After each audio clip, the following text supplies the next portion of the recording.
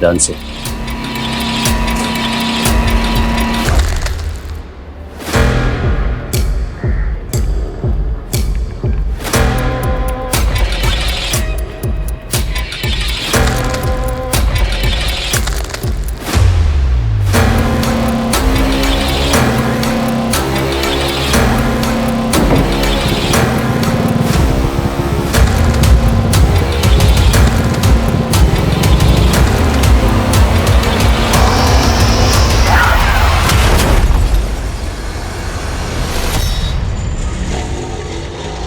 पिछले 1 साल में एनडीसी ने जितना ड्रग अलग अलग स्टेट से सीज किया है सर, उससे 2 गुना ड्रग्स हम 6 महीने में सीज कर चुके हैं। और सर अब तक पता नहीं चला है कि ये ड्रग्स कहाँ से रहा है। It's alarming for us. You are right, this is definitely alarming. अच्छा कला, एज ए न्यू कमर तुम्हारा क्या ऑब्जर्वेशन है? हम कहाँ फेल हो रहे हैं? सर कॉलेज के दौरान हम स्टूडेंट्स जब डिस्कस करते थे तो कहते थे कि खबरी network is the key. I think हम वहाँ फेल हो रहे हैं सर। तुम्हारा कोई पर्सनल खबरी है? सर वो इस बारे में बाद में बात करते हैं, पहले धनबाद से अपने नन्हे मेहमान से मिल लेते हैं। श्योर। चल। किसने दिया था तुझे ड्रग्स? कहाँ लेके जा रहा था? तू बोलता है या मनीष, क्या करेगा? बच्चा है, जरा प्यार से। सर बच्चा नहीं, बाप है। जिस स्कूल की यूनिफॉर्म पहन रखी है उसमें पढ़ता तक नहीं, तो गलती से इसका एक्सीडेंट हो गया और ट्रैफिक पुलिस वाले के हाथ लग गया, वरना आज 7 किलो ड्रग्स डिलीवर कर चुका होता है। देखो तुम्हें डरने की बिल्कुल जरूरत नहीं है, तुम मुझसे बात करो। हाँ, सच सच बताओ, नाम क्या है तुम्हारा? पेरू। पेरू। पेरू, कहाँ रहते हो तुम? तुम्हारे माता पिता कहाँ रहते हैं? अच्छा एक काम करेंगे, उनको बुला लेंगे, फिर उनके साथ चले जाएंगे।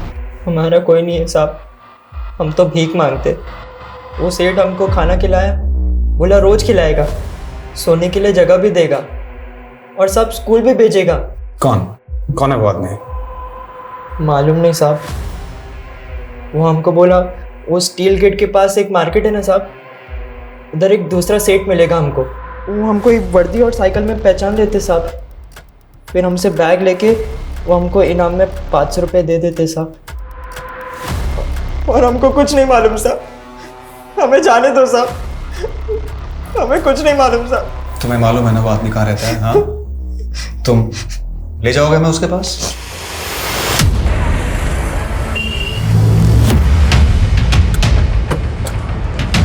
यहाँ पर? हाँ साहब, हम यही भीख मांगते थे साहब। कहाँ? यहाँ? हाँ, फिर उस दिन वो आदमी आया और हमको अपने घर ले गया। उसका घर कहाँ है, याद है? हाँ साहब, यही बगल में।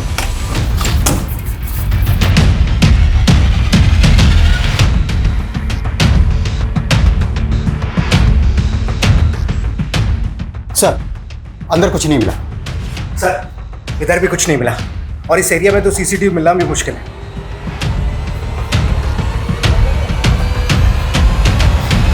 उसका हुलिया याद है? कैसा दिखता था वो?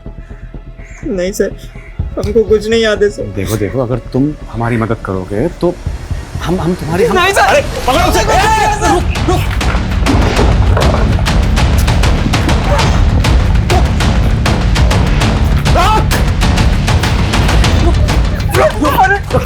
भाग क्यों रहे? क्यों भाग रहे? हमको छोड़ दो साहब, हम तो सिर्फ स्कूल में पढ़ना चाहते थे, इसलिए उसकी बातों में आ गए। हम भीख मांगते साहब, भूल गए थे कि यही हमारी किस्मत है।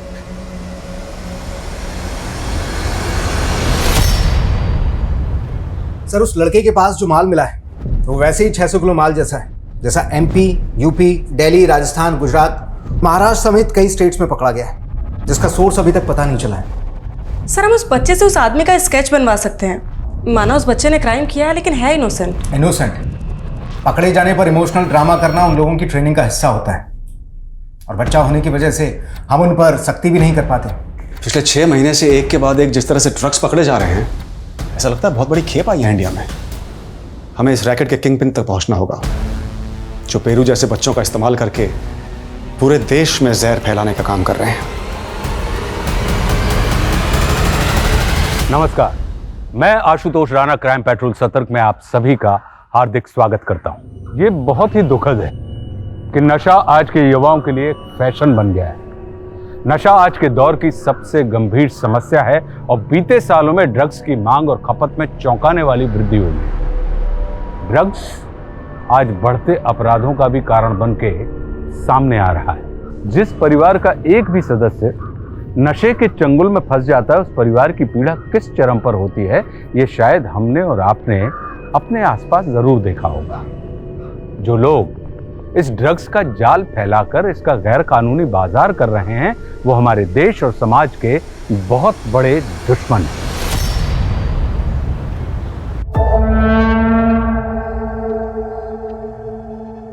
जिंदगी की हताशाएं कभी पीछा नहीं छोड़ती। हर मोड़ पर एक नई प्रॉब्लम खड़ी होती है। हम सोचते हैं कि हमें उम्मीद नहीं छोड़नी चाहिए, और अपनी उम्मीदों को जिंदा रखने के लिए ना जाने हम क्या क्या करते रहते हैं। दुआओं में बहुत ताकत होती है। दुआएं पत्थर को भी सोना बना सकती हैं। समझ लो कि इस तावीज़ में जादू है, और ये जादू तुम्हारे दिल पर ऐसा असर करेगा कि तुम्हारे दिल की हर ख्वाहिश पूरी हो। काश कि आपकी कहीं बातें सच हो जाए। पापा, पैसा कीजिए कि ऐसे 3 ताबीज़ मुझे और दे दीजिए। हाँ। मेरी ज़िंदगी में 3 लोग हैं, मैं उन्हें भी ये ताबीज़ पहनाना चाहती हूँ। मम्मा, ये क्यों बांध रहे हो? ये तुम्हें हर बुरी नज़र से बचाएगा बेटा। दीदी, आप ये किन अंधविश्वासों में पड़ गई हैं? मैं अंधविश्वासी नहीं हूँ शालू, लेकिन दुआओं में भरोसा है मेरा।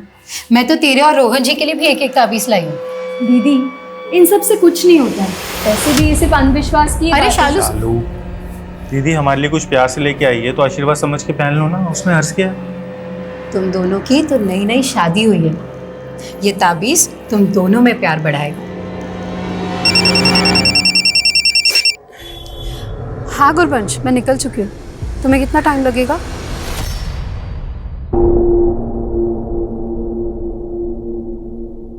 कुछ और मंगा दूं तुम्हारे लिए? पेरू, तुम कह रहे थे तुम पढ़ना चाहते हो, है ना? हम तुम्हें पढ़ाएंगे, क्योंकि हम जानते हैं वो आदमी गलत है, तुम गलत नहीं हो। उस आदमी के बारे में कुछ बता सकते हो? हम आपको बताए थे ना, हमको नहीं मालूम। हम उस आदमी से एक ही बार मिले थे। देखो, हमारे पास कुछ फोटोज हैं कुछ वांटेड लोगों की। ये फोटो देख के बता सकते हो इनमें से अगर कोई है वो? देखो,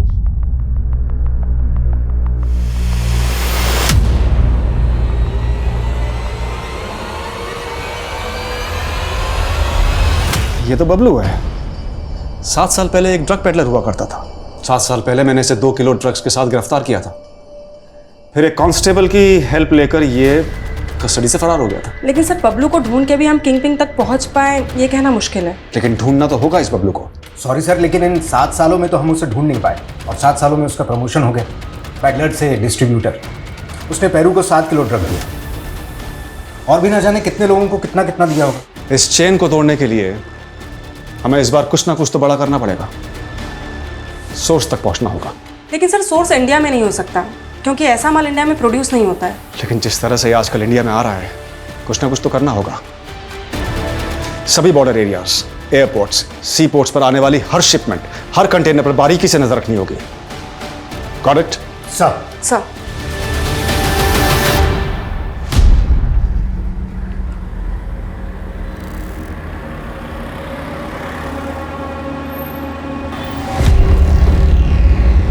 नहीं मैडम, मैं सामान लेकर संभाल के। हाँ। और साहिल भाई, कैसे कट रही है आपकी? दोनों भी खुश तो है ना? उन्होंने जीना आराम कर रखा है मैडम। दोनों की दोनों सुलग रही है। अब ऐसा क्या हो गया? अब ये ना पूछो कि ऐसा क्या हो गया। आज के टाइम में आदमी एक बीवी को खुश नहीं रख पाता, और मैंने 2 बीवियां रख के खुद के पैर पे कुल्हाड़ी मार ली। ओके, आगे कॉर्नर पे रोक देना, कादम्बरी को पिक करना है।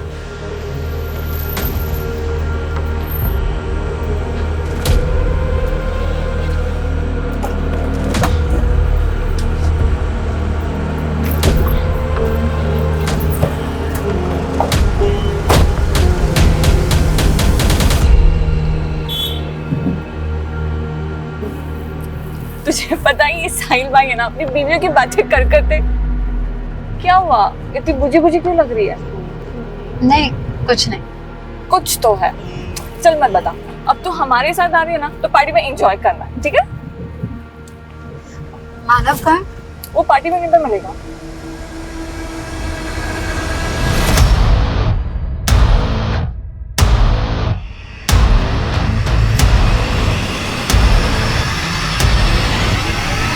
Cheers! यार क्या सूखी पार्टी है, गाना वाला बजा। हाँ, कबीर जरा म्यूजिक ऑन करना यार। अच्छा लग रहा है नहीं? कबीर कुछ खाने को भी लेके क्या आ। हो गया है कादम्बरी? बहुत अपसेट लग रही है कब से। नहीं, कुछ नहीं है। देख कादम्बरी, हम सब अपनी अपनी प्रॉब्लम से लड़ रहे हैं। तू अपनी बहन से परेशान है, साहिल भाई अपनी बीवियों से परेशान है, और मैं मानव से परेशान। हाँ, परेशान तो मैं हूँ तुझसे। शादी का प्रॉमिस करती है और करती है नहीं, और गलत मैं हूँ। अच्छा ये सब बातें छोड़िए, ये बताइए बाकी लोग कब आ रहे हैं? क्या हम 4 ही पार्टी करते रहेंगे? नहीं साहिल भाई, आ ही रहे हैं बाकी सब भी।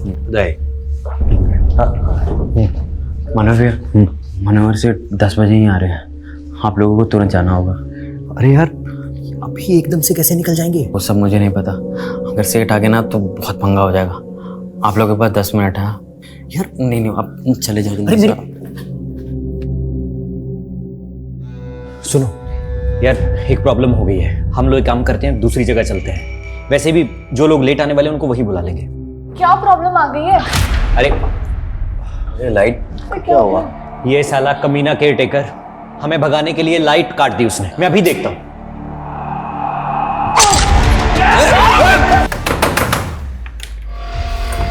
कौन है तेरे साथ? दीदी कौन आया था यहाँ पे? क्या हुआ है? अच्छा, यहाँ से भगाया तूने उसको? पति ऑफिस चला जाता है तो तू अपने बॉयफ्रेंड को घर बुला लेती है। ये क्या बकवास कर रही हो दीदी? रोहन ने ये सब जहर भरा है ना आपके दिमाग में। मैं तुझे अच्छे से जानती हूँ शालू, गलत रोहन नहीं तू है। रोहन क्यों गलत लगेगा आपको? अगर इतना ही पसंद था तो रोहन से आप ही शादी कर लेती ना। बस शालू, अपना किया छुपाने के लिए तो इतना गंदा बोल रही है। गंदी मैंने, गंदी आप हो दीदी। आपका अफेयर चल रहा था ना रोहन के साथ, तभी आपने मेरी शादी रोहन से करा दी ताकि आप अपने प्यार के साथ रह सको और मैं अपने प्यार से दूर हो जाऊं। छी शर, मुझे नहीं चाहिए ऐसी दोगली बहन, और आज के बाद मुझ पर हाथ मत उठाना, समझी? शालू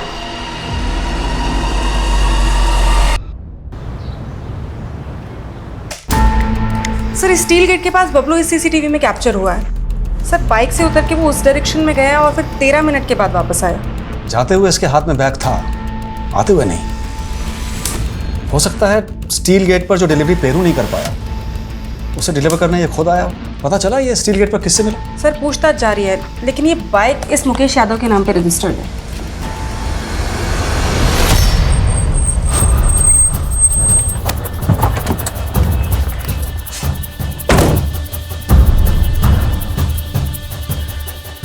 सर घर तो यही है, लेकिन सर आसपास पता करें मुकेश के बारे में। नहीं, वो अलर्ट हो जाएगा।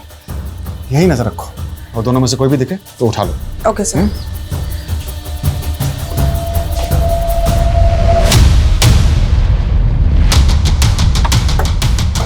आइए सर, मैंने कॉल किया था। ये मेरा फार्म हाउस है, मैं यहाँ कभी कभी आता हूँ। आज सुबह जब यहाँ पहुँचा तो 4 लोगों की लाशें मिली। मैंने तुरंत आपको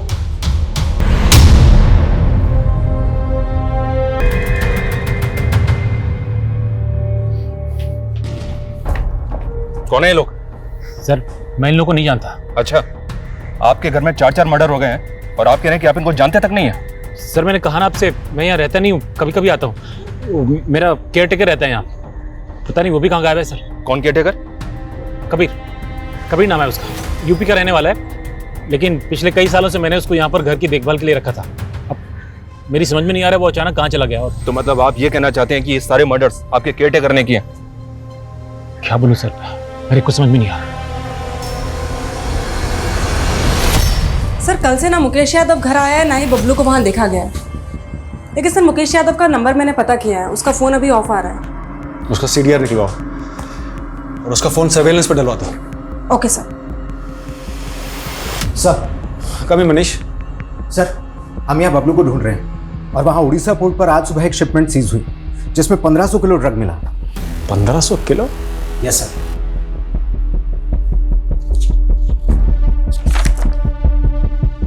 किसकी शिपमेंट है ये? सर शिपमेंट एक एशियन कंट्री महमूद एक्सपोर्ट्स ने इंडिया को भेजी, दुर्गापुर के कुणाल ट्रेडर्स को। और ये दुर्गापुर की कुणाल ट्रेडर्स कंपनी किसके नाम पर? आप हमसे ऐसे सवाल क्यों पूछ रहे हैं सर? हमें सर एटा की होचे सर, ये हम पे अन्याय हो रहा है सर। सुदेव के पिताजी स्वतंत्रता सेनानी थे और आप हम पे ऐसा आरोप लगा रहे हैं सर। वेस्टर्न एशियन कंट्री की महमूद एक्सपोर्ट के बारे में तो जानते होंगे आप। हाँ, वो company raw talcum powder material produce करती है और मैं उस कंपनी के जरिए रॉ टेल्कम पाउडर इंपोर्ट करता हूँ। रॉ टेल्कम पाउडर नहीं, ड्रग्स, और वो भी 1500 किलो। ड्रग्स? नहीं सर, कोई बहुत बड़ी मिस्टेक हुई है। मैंने 1500 KG raw talcum powder material ही मंगवाया था। मेरे पास ऑर्डर की कॉपीज है और 3 महीने पहले भी 1000 केजी मंगाया मैंने उसी पोर्ट पे। व्हाट? हाँ, 3 महीने पहले भी ड्रग्स इंपोर्ट हुए थे इंडिया में? कब से चल रहा है धंधा? सर हमारा यकीन कीजिए, हम कोई गलत धंधा नहीं कर रहे। हमने पता लगाया है, तुम्हारे बेटे का नाम कुणाल है और उसी के नाम पर आपने ये कुणाल ट्रेडिंग कंपनी खोली थी। तुम्हारे साथ ही काम करता था? कहीं ऐसा तो नहीं कि उसने मंगवाई है ड्रग्स? नहीं सर, बिल्कुल नहीं। उसको तो इसके बारे में कुछ पता भी नहीं है सर। 6 महीने से कहाँ गायब है? सर वो कनाडा में है। तो कनाडा में बैठ के करता है ये धंधा? नहीं सर, वो सिर्फ हमसे रूठ के कनाडा चला गया और वहां के एक लड़के से उसने शादी की और हम उस शादी के खिलाफ थे, बस सर। 6 महीने पहले जो 1000 किलो माल मंगवाया था वो कहाँ? दिल्ली की अलीपुर की एक कंपनी है, तनेजा कंज्यूमर प्रोडक्ट्स, और इस बार भी वो माल इन्हीं को जाने वाला था, उसी पोर्ट से। तो यानी कि इंपोर्टेड माल को रिसीव करने के लिए तुम्हारा भी एक आदमी रहता होगा पोर्ट पे? नहीं सर, तनेजा कंज्यूमर का मैनेजर राजेश पांडे वो गया था पोर्ट पे माल लेने के लिए। अगर राजेश पांडे मैनेजर है तो तनेजा कंज्यूमर कंपनी का मालिक कौन है? उस कंपनी का मालिक है कुलजीत तनेजा। सर कम इन। सर, जिस फार्म हाउस में हमें 4 लाशें मिली, नेटिव एड्रेस गोरखपुर में भी नहीं मिला, लेकिन उसके सीडीआर में एक मानव का नंबर है जो कि 4 विक्टिम में से एक है। और सर, इस मानव का फोन नंबर ज्योति नगर के एड्रेस पर रजिस्टर्ड है। इस मानव की फैमिली से कांटेक्ट करो, शायद बाकी विक्टिम्स की पहचान भी पता चले। सर, और एक विक्टिम की पहचान हुई है। 2 दिन पहले महाविहार थाने में एक कादम्बरी नाम की औरत की मिसिंग कंप्लेंट दर्ज हुई थी। उसकी फोटो एक विक्टिम से मैच हो रही है सर। लेकिन सर, उसकी एक छोटी बहन शालू, उसकी भी मिसिंग कंप्लेंट दर्ज हुई थी। शालू? वहां 2 फीमेल डेड बॉडीज मिली थी, कहीं ये दूसरी विक्टिम शालू तो नहीं सर, शालू की फोटो दूसरे विक्टिम से मैच नहीं हो रही है सर। ये देखिए। कि शालू और कादम्बरी की मिसिंग कंप्लेंट दर्ज किसने करवाई थी? सर, शालू के प्रति रोहन गुप्ता ने। हाँ सर, सही कादम्बरी थी ये। सर कैसे हो गया सर? कादम्बरी के साथ हमें 3 लाशें और मिली हैं। नहीं सर, मैं किसी को नहीं जानता, लेकिन मेरी बीवी कहाँ है सर? शालू? शालू का तो अभी तक कुछ पता नहीं चला है, पर तुमने मायापुरी थाने में बताया था कि कादम्बरी और शालू एक साथ गायब हुए थे, और तुमने ये भी कहा था कि दोनों बहनों का झगड़ा हुआ था। हाँ सर, दरअसल शालू का किसी और आदमी के साथ अफेयर था और यही बात कादम्बरी दी को भी बताई थी। कादम्बरी दी शालू को समझाने गई और उनमें आपस में झगड़ा हो गया। बाद में कादम्बरी दी ने मुझे फोन करके ये बात बताई भी थी सर।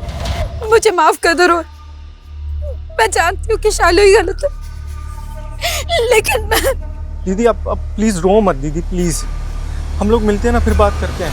उस रात को जब मैं वापस आया तो शालू घर पे नहीं थी सर, उसका नंबर भी नहीं लग रहा था, और कादम्बरी दी का तो उसके बाद पता ही नहीं चला। क्योंकि कादम्बरी की लाश मिली हमें 3 और लाशों के साथ, और तुम्हारी बीवी शालू गायब है। सर, मुझे इस सब में कुछ ना कुछ तो बहुत अजीब लग रहा है सर। तुमने बताया था कि शालू का अफेयर चल रहा है किसी से, किससे अफेयर चल रहा है? सर मैं जानता नहीं हूँ कौन है वो, लेकिन उसका नाम प्रवीण है, क्योंकि शालू के नंबर पे अक्सर प्रवीण नाम के लड़के का फोन आता था। प्रवीण? तो हाँ खान बोलो। व्हाट? आसपास अच्छे से चेक करो। जय हिंद सर। सर, ये जगह फार्म हाउस से थोड़ी दूर है सर। पहले हमें लग रहा था कि कबीर उन सब में इन्वॉल्व है, लेकिन यहाँ तो इसकी डेड बॉडी मिली और गाड़ी का नंबर प्लेट भी गायब।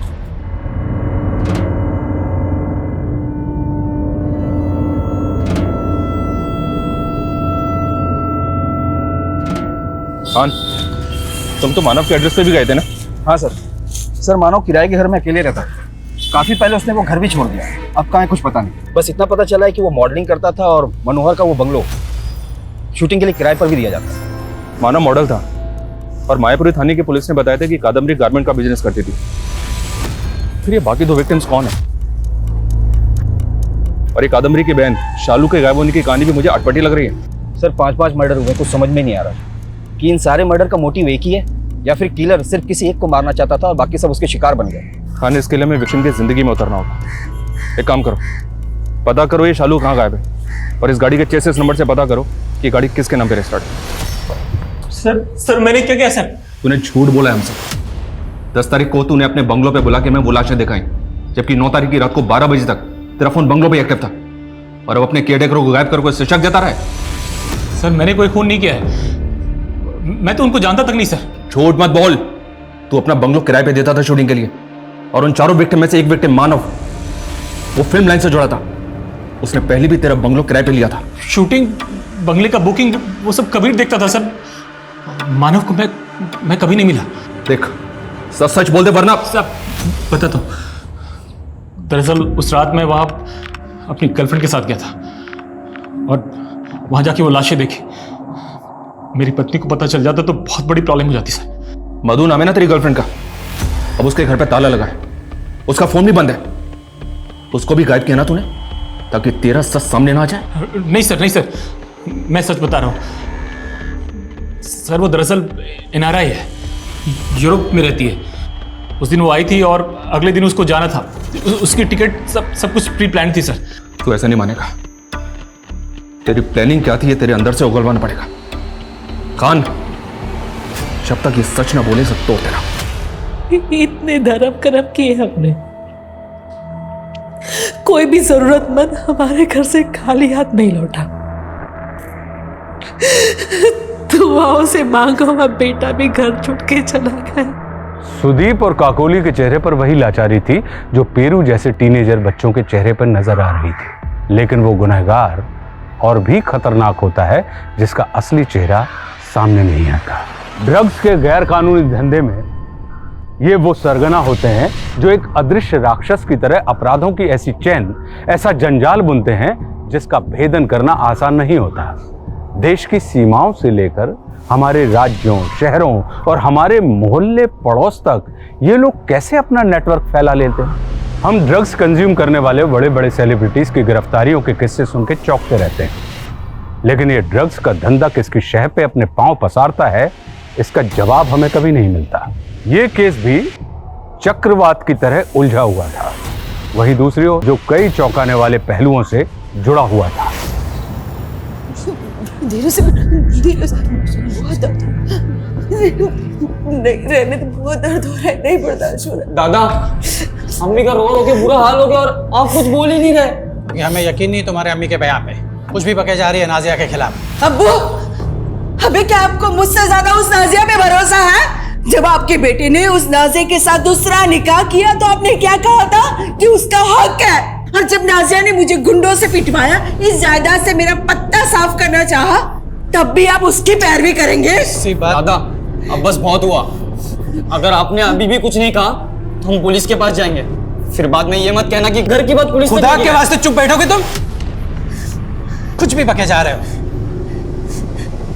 हम बात करेंगे नाजिया से।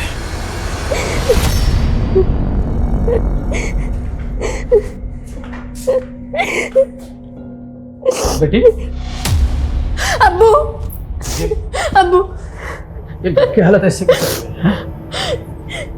जब इसने किया, ये कामिल ने मेरी आबरू, मैं इसकी छोटी अम्मी हूँ और इसने मेरे साथ। ये झूठ बोल रही है दादा। लेकिन ये तो कह रहा था कि तूने गुंडे भिजवाए थे इसकी अम्मी को पिटवाने के लिए। अब्बू ये झूठ बोल रही है, अपने बेटे की करतूत छुपाने के लिए नाटक कर रही है। मैं नाटक करूंगी? कर रही हो। कमीनी कहीं कि मैं तो तुझे जिंदा नहीं छोड़ूंगी। मेरे बेटे का नाम मत लो। तुम दोनों का इलाज अब तुम्हारा शौहर ही करेगा। अब झूठ बोलने का कोई फायदा नहीं है। हमने पता लगा लिया है कि वेस्टर्न एशियन कंट्री की महमूद एक्सपोर्ट्स एक सस्पिशियस कंपनी है जो ड्रग्स में डील करती है, और दिल्ली की अलीपुर की तनेजा कंज्यूमर कंपनी वो तो एग्जिस्ट ही नहीं करती। लेकिन सर मेरी कंपनी कुनाल ट्रेडर्स तो एग्जिस्ट करती है। मेरी गलती सिर्फ इतनी थी कि मैंने अपनी कंपनी उन क्रिमिनल्स को रेंट पे दे दी। मुझे तो पता भी नहीं कि एक मिनट, रेंट पे दे दी मतलब? 5 महीने पहले मुझे एक ईमेल आया सर। वो मेल कुलजीत तनेजा की मेल आईडी से आया था। उस कंपनी का मालिक, उसने मुझे लिखा कि वो एक कंट्री से रॉ टेल्कम पाउडर इंपोर्ट करना चाहता है, लेकिन उनके पास इंपोर्ट लाइसेंस नहीं था, इसलिए वो मेरी कंपनी से ये सारा माल इंपोर्ट करना चाहता था। क्या नाम बताया आपने कंपनी के ओनर को? कुलजीत तनेजा। हाँ सर, फ़ोन पे बात करते करते उन्होंने मेरा पेमेंट प्रोसेस कर दिया। फिर मैंने उनकी गाइडेंस पे महमूद एक्सपोर्ट का ऑर्डर प्रोसेस कर दिया सर। तो 3 महीने पहले जब पहली शिपमेंट आई और राजेश उसको लेकर दिल्ली गया, तो राजेश तो मिला होगा आपसे? नहीं सर, मेरी तनेजा और राजेश से सिर्फ फ़ोन पे बात होती थी बस। फोन पे बात हुई? फोन, अच्छा fake phone, fake ID, fake company, इतना तो जानते होंगे आप। सर मुझे मालूम तो था कि कुछ तो गलत हो रहा है, ये लोग कुछ तो गलत कर रहे हैं, लेकिन मैं बहुत ज़रूरतमंद था सर। मैं अपनी ज़रूरतों में फंस गया था। भले मेरी इस कंपनी में मेरी बीवी का नाम है, लेकिन उसका इससे कुछ लेना देना नहीं है। अपनी से जाने दो साहब, और जो सज़ा देनी है मुझे दे दो। सर मनोहर की गर्लफ्रेंड मधु का फ़ोन ऑन हुआ है। वो वाकई में यूरोप में, और वो कह रही है कि वो किसी भी मर्डर के बारे में नहीं जानती, और मनोहर कह रहा है कि मधु झूठ बोल रही है। और एक बात है सर, गाड़ी के चेसिस नंबर से पता चला है कि वो किसी कमर्शियल कैब का नंबर है, किसी इमाम शेख के नाम पर। ये देखिए। जी जनाब, यह गाड़ी हमारे नाम ही दर्ज है, लेकिन फिलहाल हमारा बेटा साहिल इसे चला रहा है। इस गाड़ी में हमें इस कबीर की लाश मिली है। ये अशोक बिहार के एक बंगले में केयरटेकर था। इसको तो जानते ही होंगे ना? लाश हमारे गाड़ी में? तो फिर हमारा बेटा कहाँ है? जिस बंगले में कबीर काम करता था, उस बंगले में 4 लाशें और मिली हमें। ये देखिए। साहिल! इमाम साहब, उठिए, संभालिए अपने आप को, बैठिए। या अल्लाह, क्या कर डाल दिया। ये साहिल आपका बेटा है? इमाम साहब, साहिल की लाश मिली है मैं 7 दिन पहले, और 7 दिन तक आपने जानने की कोशिश नहीं की कि आपका बेटा कहाँ था? जनाब, हमारा बेटा अक्सर गाड़ी लेकर लंबे लंबे टूर पे बाहर जाया करता था। हमें क्या पता था ये सब कुछ हो जाएगा। अच्छा, ये बाकी 3 लोग जिनकी ये लाशें मिली हमें, ये साहिल के कौन लगते थे? हमें कोई इल्म नहीं है जनाब, शायद उसके कस्टमर होंगे। साहिल की किसी से दुश्मनी? कौन मार सकता है उसे? कुछ बता सकते हैं?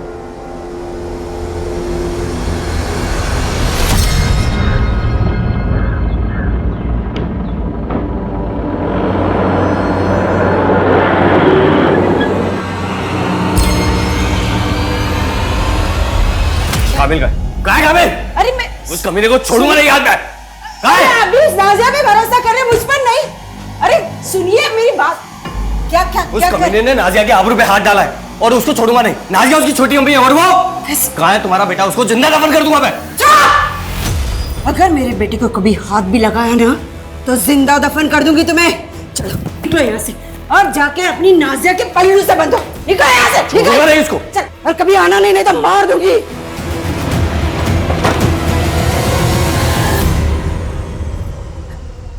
कामिल, कैसा है बेटा तू? कहाँ है तू? ठीक है ना? सर, फॉरेन मिनिस्ट्री सुदीप और काकोली के बेटे कुणाल की एक्टिविटीज को कनाडा में मॉनिटर कर रही है, लेकिन सर उसका ड्रग डील से कोई कनेक्शन नहीं मिल रहा है। ड्रग्स की तस्करी करने वाले आए दिन ऐसे चौंकाने वाले तरीके इजाद करते रहते हैं। Air travel, train travel, road travel, हर रूट पर इनकी पकड़ होती है। पब्लिक ट्रांसपोर्ट में इनके लोग जूतों में, सॉक्स में, बैग्स में माल लेकर ट्रैवल करते हैं, क्योंकि वहाँ चेकिंग कम होती है। जहाँ सिक्योरिटी मजबूत होती है, वहाँ ये लोग 25 से 50 ग्राम गले के अंदर सटक कर ट्रैवल करते हैं, और डेस्टिनेशन पे पहुँचकर उल्टी करके बाहर निकाल देते हैं। गाड़ी के टायर और ट्यूब में ड्रग्स भरकर न जाने कितने स्टेट्स के बॉर्डर्स पार कर लेते हैं। ये 90% माल इसी तरह से पूरे देश में डिस्ट्रीब्यूट हुआ होगा। इस बार हमें सिर्फ माल नहीं ढूंढना है, बल्कि इस चेन को फैलाने वाले किंग पिन को भी तो पहुंचना है। तो मुकेश और बबलू की तलाश तेज कर दो, और जितने भी पेडलर, जितने भी डिस्ट्रीब्यूटर्स पिछले 3 महीने में पकड़े गए हैं, उनसे नए सिरे से पूछताछ करो। सर, इन सबको बहुत ब्रूटली मारा गया है। किसी की बॉडी पे 9 स्टैबिंग मार्क्स है, किसी की बॉडी पे 11, किसी की बॉडी पे 15, और साहिल की बॉडी पे तो सर 19 स्टैबिंग मार्क्स हैं। और इस लड़की की पहचान भी अभी तक पता नहीं चली हमें। सर इस लड़की की बॉडी पे एक स्ट्रेंज चीज़ नोटिस करने वाली है। इसके पेट में कई सर्जरी के निशान हैं। ऐसा लगता है इसका 2-3 बार ऑपरेशन हुआ है। डिलीवरी वाला ऑपरेशन? नहीं सर, डिलीवरी वाला नहीं। इसने कभी बच्चा पैदा नहीं किया, लेकिन ऐसा लगता है जैसे इसे कोई बीमारी हो, ट्यूमर हो एनीथिंग, इसे ऑपरेशन करके निकाल लिया गया। अच्छा ये सर, हाँ बोलो सर। मानो के सीडीआर में गुरुवंश का नंबर मिला है। जिस चौथे विक्टिम की पहचान नहीं हो पाई थी, अब उसकी पहचान हो गई है। सर इसका फ़ोन पंजाब के पटियाला के एड्रेस पर रजिस्टर्ड है। तुरंत पटियाला जाओ। और ये शालू के बारे में कोई लीड? नहीं सर, लेकिन शालू के सीडीआर में जो फेक आईडी का नंबर मिला था, वो नंबर मैंने उसके पति रोहन को दिखाया, तो उसका कहना है कि वो नंबर शालू के मोबाइल में प्रवीण के नाम से फीड था। मतलब वो भी इस बात को मान रहा है कि शालू का अफेयर किसी प्रवीण नाम के लड़के से चल रहा था? लेकिन सर प्रवीण को शालू के साथ किसी ने देखा नहीं। हो सकता है कि रोहन हमें अभी भी घुमा रहा होता। और इसमें ना टिफिन रख दिया है मैंने, अरे याद से खा लेना, ठीक है?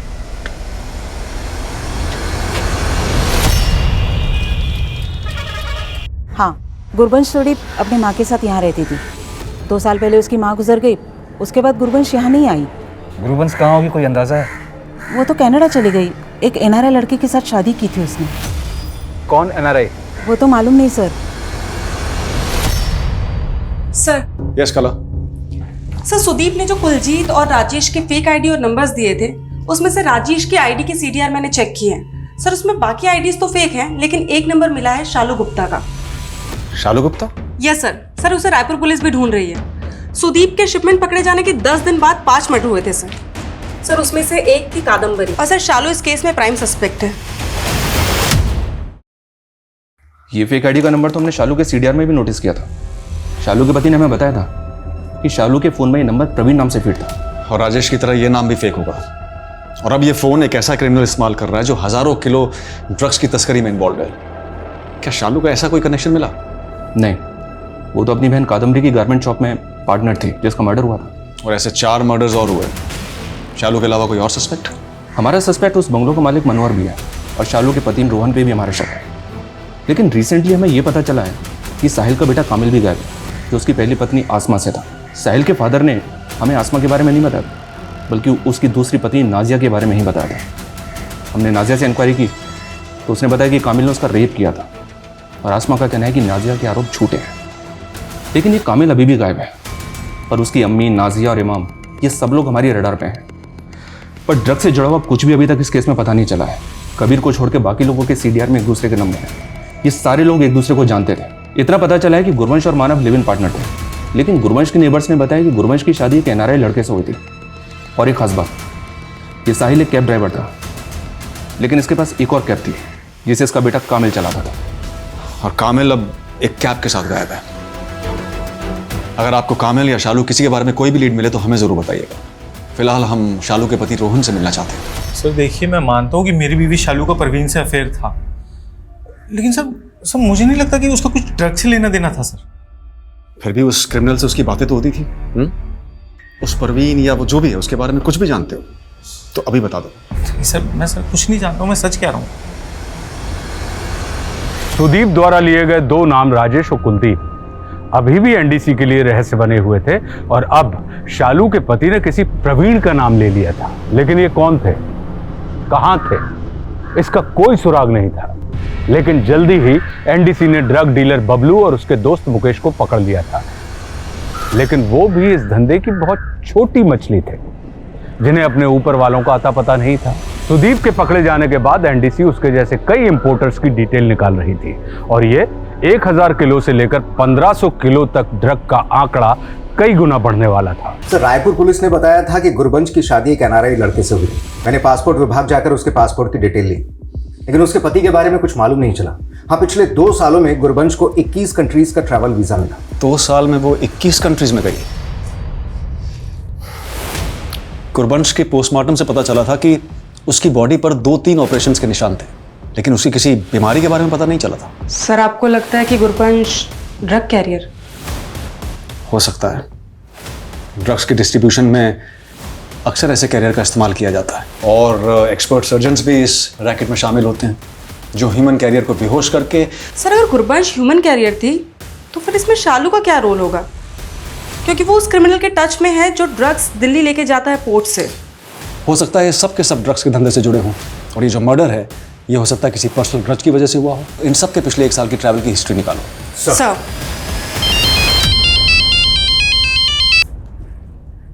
जैसे इंस्पेक्टर, कामिल को एमपी बॉर्डर पे पकड़ा हमने। उसके कैब के टायर में काफी मात्रा में ड्रग्स मिले हैं। मानव के बारे में भी एक इन्फॉर्मेशन है, वो काफी सेलिब्रिटीज के टच में था। हमारी खबरी का कहना है कि वो फिल्म इंडस्ट्री में ड्रग्स सप्लाई करता था। सर मैं गायब जरूर हुआ था, लेकिन मुझे नहीं पता कि गाड़ी के टायर्स में ड्रग्स थे। तेरे बाप को तूने मारा ना, बाकी सबको भी, और तेरी छोटी माँ का रेप भी तूने। नहीं सर, ना मैंने किसी का रेप किया और ना ही किसी को मारा है। और सर वो ड्रग्स के बारे में भी मुझे कुछ नहीं पता सर। सर हमने साहिल, कादम्बरी और शालू की ट्रैवल हिस्ट्री चेक की है। पिछले 7 महीने में साहिल ने कम से कम 1 लाख किलोमीटर का ट्रैवल किया है, वो भी अपनी कैब से इंडिया के लगभग हर एक स्टेट में। इसका मतलब कैब सर्विस के नाम पर वो भी एक ड्रग कैरियर है। सर शालू की कोई ट्रैवल हिस्ट्री नहीं मिली है, लेकिन कादम्बरी पिछले 2 साल में कम से कम 200 बार दिल्ली गई है, यानी वो हर हफ्ते दिल्ली जाती थी। हाँ सर, कादम्बरी दी अक्सर दिल्ली जाया करती थी। सर अब किस काम से जाती थी वो तो नहीं पता है, लेकिन सर वहाँ कोई फकीर बाबा है जिन्हें वो बहुत मानती थी। कौन फकीर बाबा? कहाँ रहते हैं ये तो मुझे भी नहीं पता, लेकिन दिल्ली में कोई तुकमान गेट के पास कोई रहमान गली जहाँ वो रहते थे। सर वहाँ से वो ताबीज़ लाती थी, और इनफैक्ट वो ताबीज़ तो उन्होंने हमें भी दिया था। ये देखिए, ये ताबीज़ हम देख सकते हैं इफ़ यू डोंट माइंड? जी sir, sure. Thank you.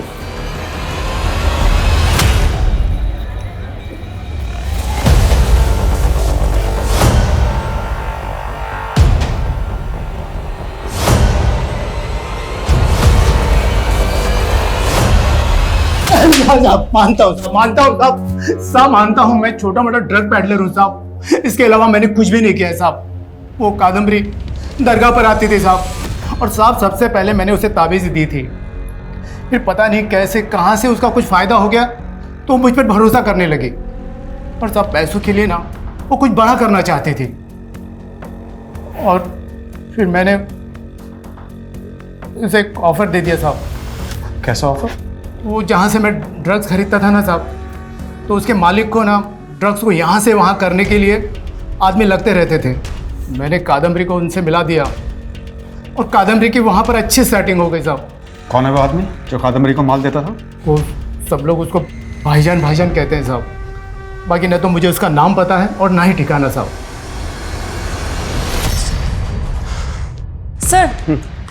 Sir Sudeep के पकड़े जाने के बाद हमने काफ़ी सारे इंपोर्टर्स की लिस्टिंग की थी सर, उसमें से 4 ऐसे हैं जिनका शिपमेंट सुदीप के शिपमेंट के बाद इंडिया आने वाला था सर, लेकिन उन लोगों ने अपना ऑर्डर कैंसिल कर दिया है।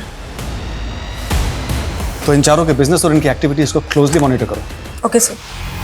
देखो, शिपमेंट मैंने तुम्हारे कहने पे कैंसिल की, मैं अब अपना और नुकसान नहीं कर सकता, मुझे मेरे पूरे पैसे चाहिए। ठीक है, तो अपना पैसा ले और मेरा माल मुझे दे। ठीक है सर। या कला सर इन 4 इंपोर्टर्स में से एक है जयदेव सैनी सर, इसकी एक्टिविटीज़ काफ़ी सस्पिशियस है सर। 2 साल पहले इसकी कबाड़ी की दुकान थी, फिर उसने इंपोर्ट एक्सपोर्ट का लाइसेंस लिया अचानक से, और जब जेडी इंपोर्ट एक्सपोर्ट का मालिक बन गया।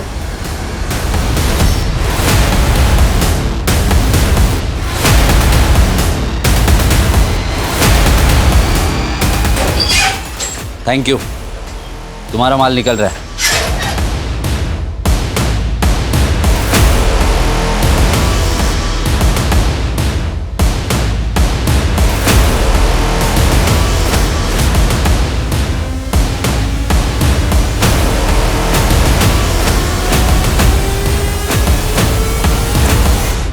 पकड़ पकड़ मनीष, पकड़ मनीष, पकड़ इसको। माल जहां जा रहा था वहीं चल, समझदारी दिखाई तो खोपड़ी खोल दूंगा। लेके चलो इसको।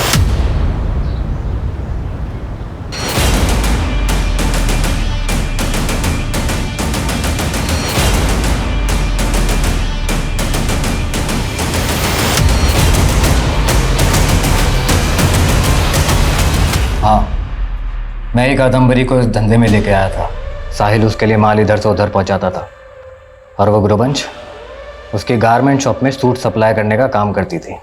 उसको विदेश घूमना बहुत पसंद था, इसलिए एक फेक एनआरआई के साथ फंसकर धोखा खा गई, लेकिन मैंने उसे एयर ट्रैवल का कैरियर बना दिया। वो भी मेरी मुरीद थी, और कादम्बरी की बहन शालू भी। मतलब प्रवीण भी तू ही है और राजेश भी तू ही है। सुदीप को तूने ट्रैप किया? नहीं, वो तो बड़े भाई का काम था। बड़ा भाई कौन? कुलजीत? कुलजीत, दलजीत, बहुत नाम है उनके, लेकिन असली नाम क्या है वो मुझे भी नहीं पता। सब याद आ जाएगा, सब बोलेगा तू। पहले ये बोल, शालू कहाँ है? मार दिया मैंने उसे। वो क्या है ना, कादम्बरी के साथ काम करते हुए भाग गई थी। वो भी मुझे पसंद करती थी, इसलिए मैं उसके साथ मज़े करने लग गया। जब कादम्बरी को पता चला कि शादी के बाद भी मैं शालू को घुमा रहा हूँ, तो उसने मुझे एक थप्पड़ जड़ दिया। कहा था ना तुझे कि धंधा अपनी जगह, रिश्ता अपनी जगह। मेरी बहन से दूर है, तू समझा? बस उसका थप्पड़ चुभ गया मुझको। और वैसे भी सुदीप के शिपमेंट के पकड़े जाने के बाद मैं हर उस इंसान को अपने रास्ते से हटाना चाहता था जो मुझे जानता था। इसलिए मैंने एक बड़ी डील का ऑफर दिया सबको और मिलने बुलाया। उनको बोला कि जो भी पुराना माल उनके पास है सब ले आए, और अपना आदमी भिजवा के उनको मरवा डाला। अब ये बता, तेरा बड़ा भाई कुलजीत कहाँ है? आप उस तक कभी पहुंच नहीं पाओगे, और ये धंधा दशकों तक जैसा चलता आ रहा है आगे भी वैसा ही चलता आएगा। गलत फहमी में तू, जैसे तुझे पकड़ा ना वैसे कुलजीत जैसी बड़ी मछली को भी पकड़ लेंगे हम, समझा? फैशन और पार्टियों के नाम पे जिस तरह नशा आज हमारे समाज में घुस के हमें खोखला बना रहा है, ये सब हम सबके लिए एक चेतावनी है। इस पे रोक लगाने के लिए हम भले ही बहुत कड़े कानून बना लें, लेकिन सिर्फ कानूनों से इन्हें नहीं रोका जा सकता। इसकी रोकथाम के लिए हमें गंभीर विचार विमर्श की जरूरत है। ड्रग्स की खरीद फरोख्त, तस्करी राष्ट्रीय सुरक्षा के लिए भी बहुत बड़ा खतरा है। इस केस के माध्यम से हम आपको एक ऐसे खतरे से अवगत कराना चाहते हैं जो धीरे धीरे हमारे देश को खोखला बना रहा है। अब मैं आशुतोष राणा विदा लेता हूं आपसे। हम फिर मिलेंगे एक ऐसी ही कहानी के साथ जो आपको रखेगी सतर्क और जिंदगी को सुरक्षित। तब तक अपना और अपने परिवार का ख्याल रखिए और देखते रहिए क्राइम पेट्रोल। सतर्क। जय हिंद।